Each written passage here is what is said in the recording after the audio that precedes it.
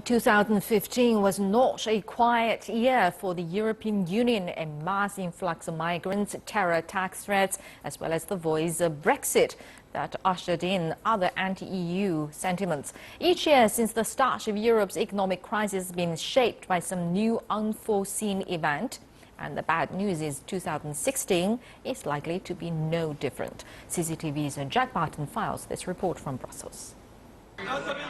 After another tumultuous year in Europe that saw Greece nearly exit the Eurozone, multiple terror attacks and more than 1 million migrants and refugees entering the bloc, analysts say 2016 will present, well, probably more of the same, with few EU-wide solutions. On a political front, things remain quite messy, with more fragmentations within Europe, with more difficulties to reach agreement on a number of very important topics. Think of the refugee crisis in Europe, but also, for example, of the banking union. The banking union is needed to ensure big banks don't collapse, with debt and unemployment remaining high, while consumer spending and inflation remain alarmingly low. If Europe's economy continues its fragile recovery, it will be largely thanks to low oil prices, as well as the European Central Bank's large-scale monetary stimulus programme.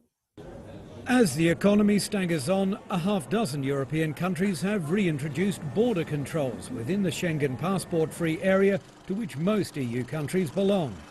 It's a response to terror attacks, but also to an influx of asylum seekers, mostly from war-torn countries, entering via Turkey. A crisis that is not expected to end soon. Everything depends on Syria and on Turkey, and we see that the situation there is still not under control, and I don't think it will be resolved quickly. Relations with Moscow have also deteriorated since NATO member Turkey shot down a Russian warplane, and sanctions are expected to remain in place throughout the year.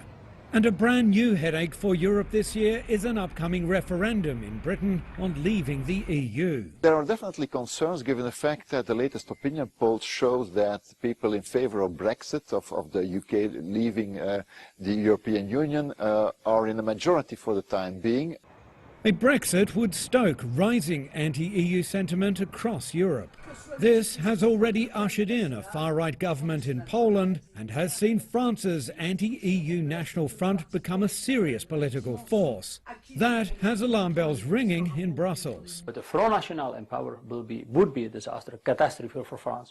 Across Europe, security forces will also remain on alert throughout the year, anticipating more terror attacks like the ones that struck France and Denmark in 2015. Jack Barton, CCTV, Brussels.